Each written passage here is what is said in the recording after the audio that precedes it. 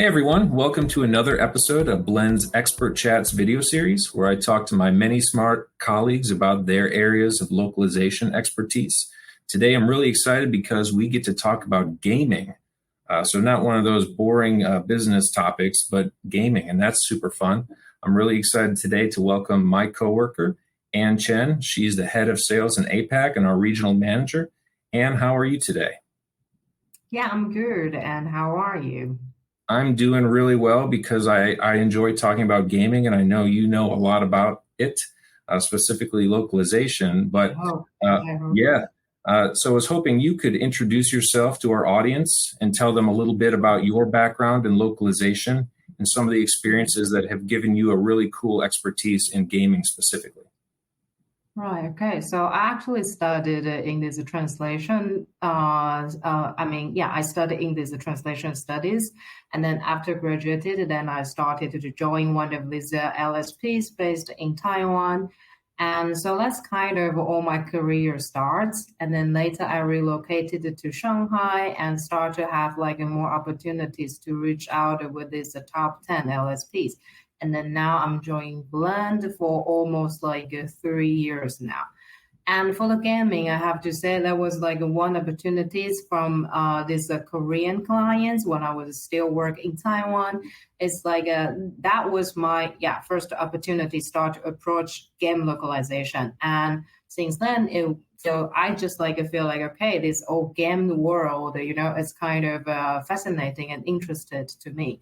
That's why I actually go deep dive myself and to understand the whole like industry and all this gaming localization from there.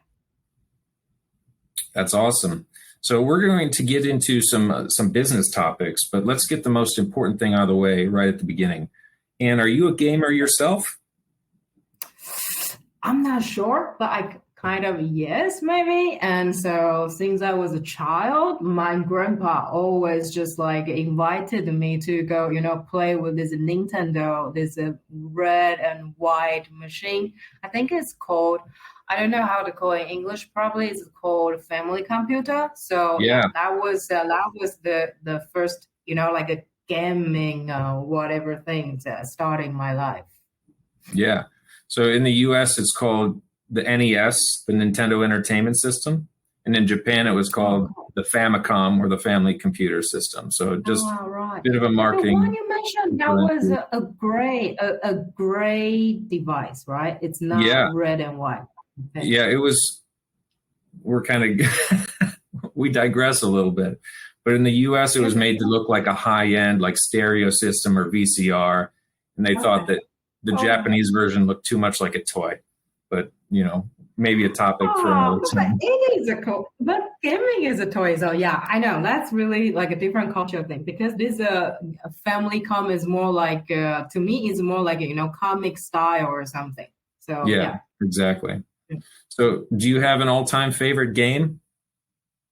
Well, that's a lot, and depends on different devices. Also, there's like a plenties. So, I mean, if you really want to ask about my favorite game, like which is like installed in my mobile now, then it will be like Knighthood, and also some other like a cooking stuff and all these Mario things from Switch. And yeah, and my favorite was I think that was one of my favorites called Crash Bandicoot. And I knew Yes. that was from this Panasonic the 3DO. That was like a long time ago. And Panasonic Wow. also tried to create this like game device, but I'm not sure it's still existing or something. But then yeah, that was the time I know there's a Crash Bandicoot. That was also one of my favorites. Wow. That's a deep dive. So, those were great responses. So, Anne, you're a speaker of English and Mandarin. Have you played games in both languages before? That's also interesting to me because I'm from Taiwan, so we don't really have a lot of games in English. We actually have more games in Japanese.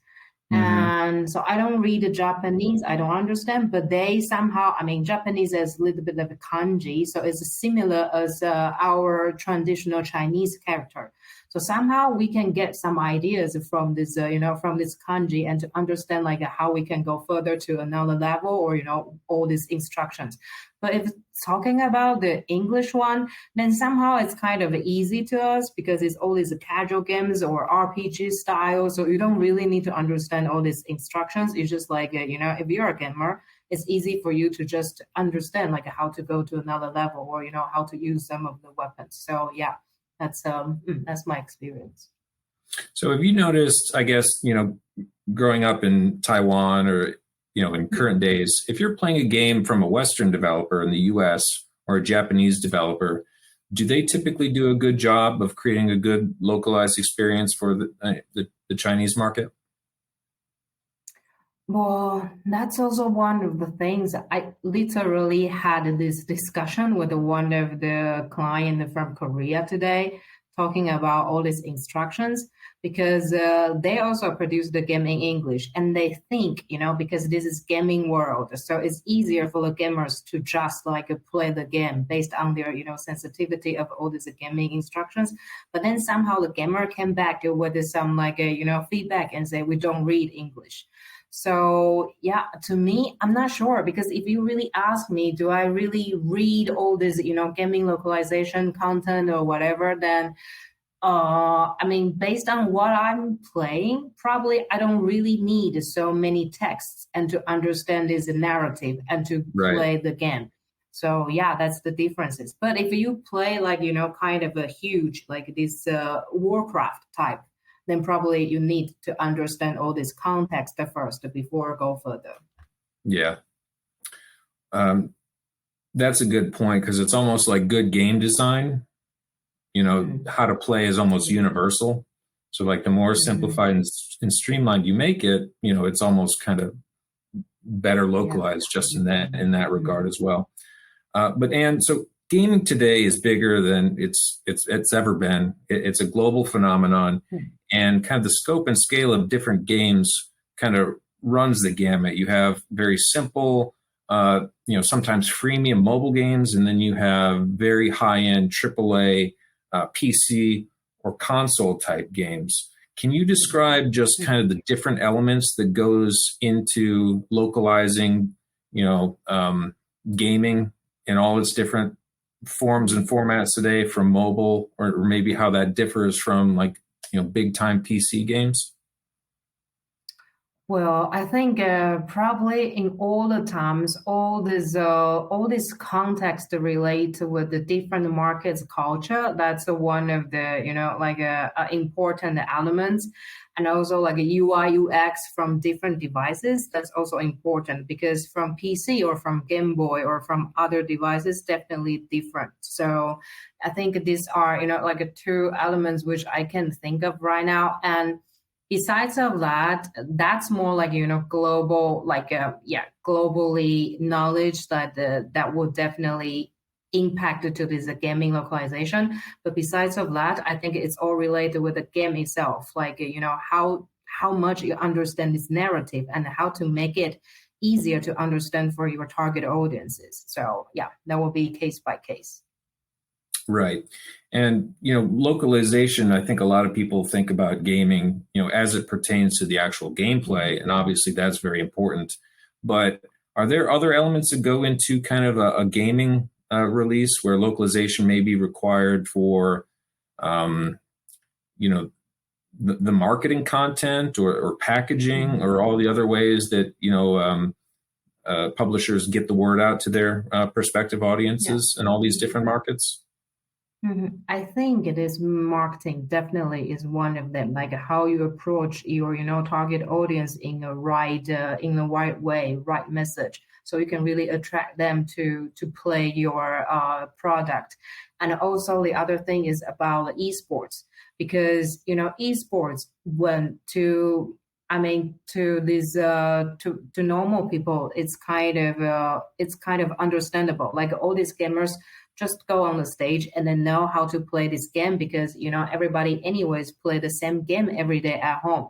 But the thing is, esports, they will also have some regulation book, like how you compete with other teams and, like all these esports events of like regulations.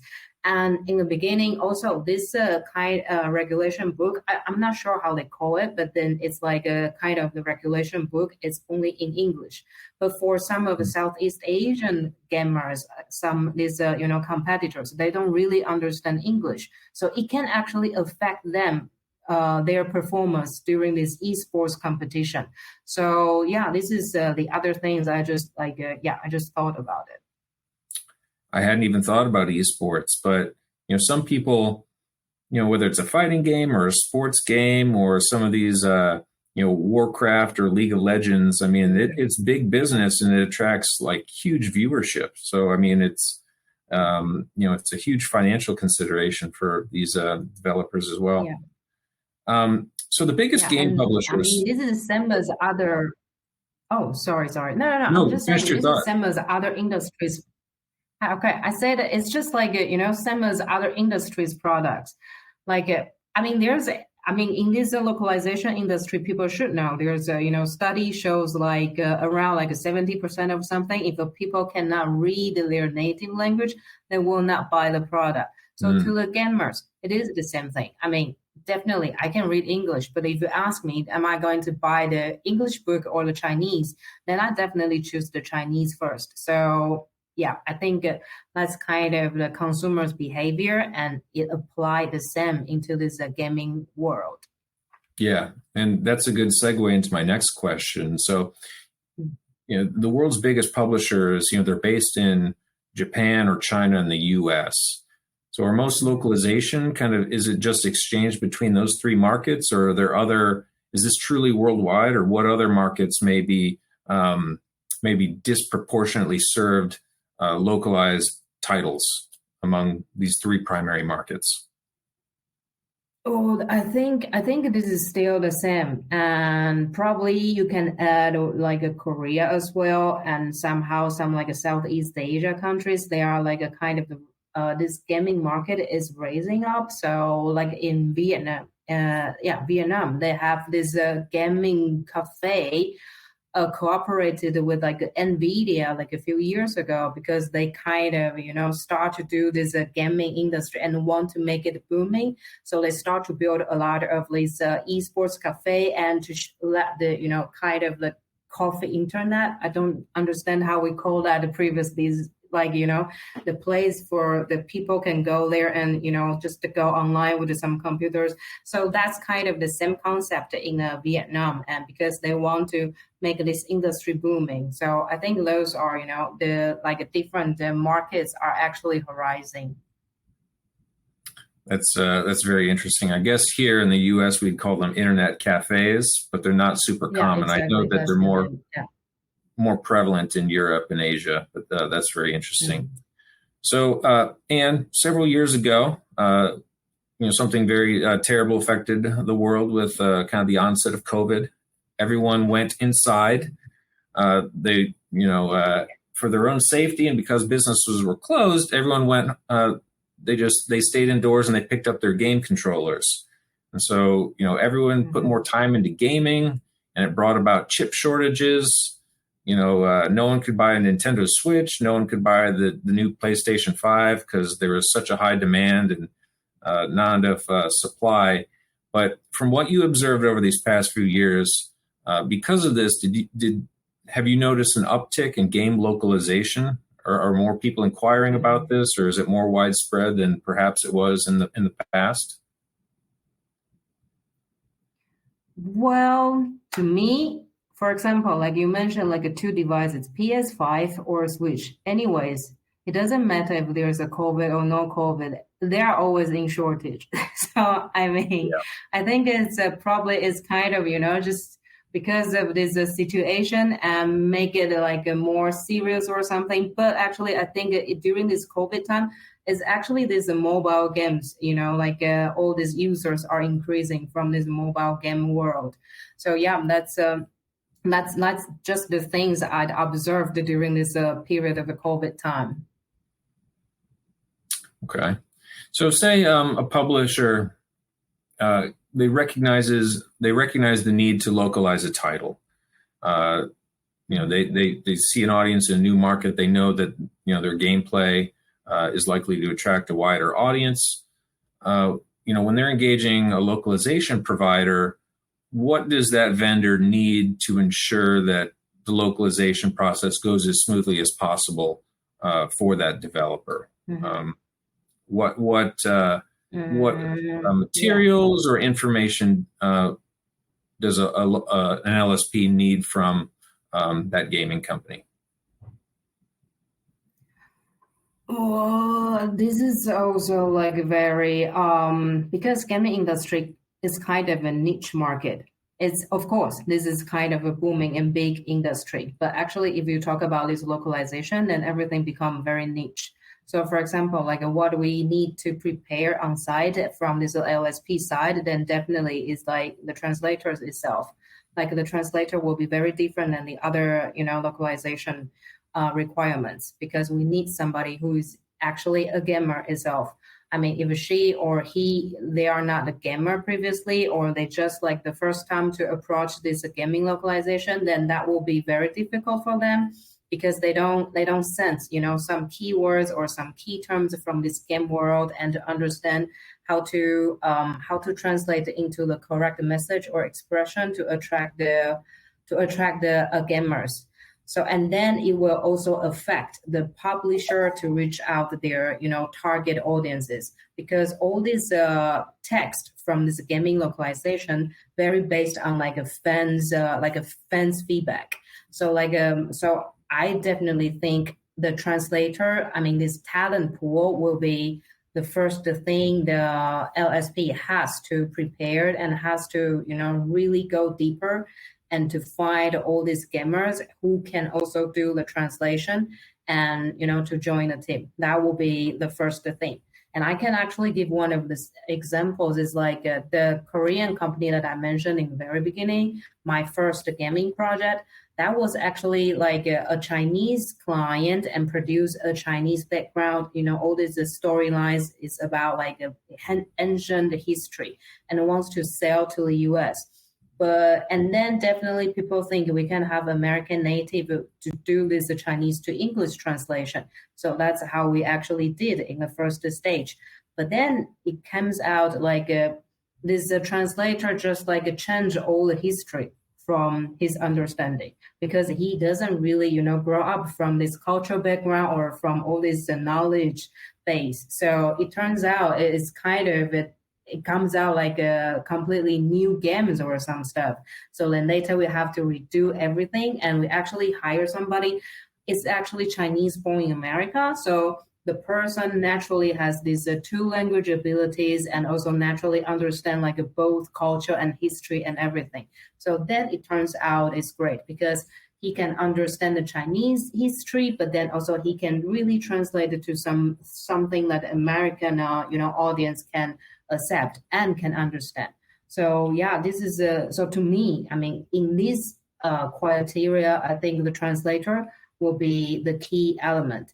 Then if we want to talk about like LQA or voiceover or something else, I think that will be much it's not easy either, but then how come not how come, I mean, it's not easier than the translator, but somehow it's we can have other ways to solve these problems by some tools or, by some other ways. So yeah, that's my answer.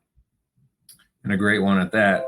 So big budget titles, AAA titles, they often include cinematic cutscenes and often voice acting. And so that's a piece that, is more recent that is often localized as well.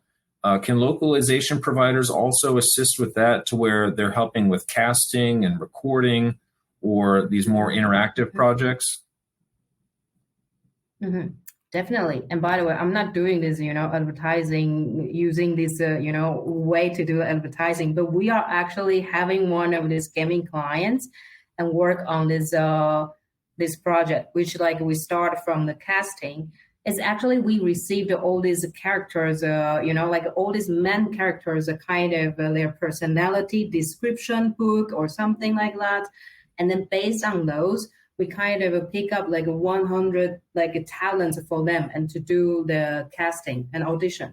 And even we're going to hire like some voice director and to really, also for the client to do the casting and also audition to, to ensure like this director can be on site and teach not teach, but kind of like a direct our talent how to perform their voice in this voiceover process. So definitely, this is one of the things the LSP can do.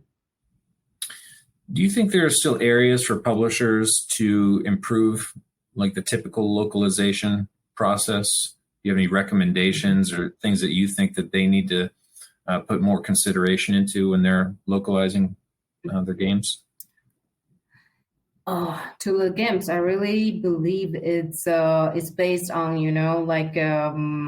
the actual project requirements, and I really like to say it has to be case by case, and the LSPs have to be more flexible on that, because the gaming localization is really different than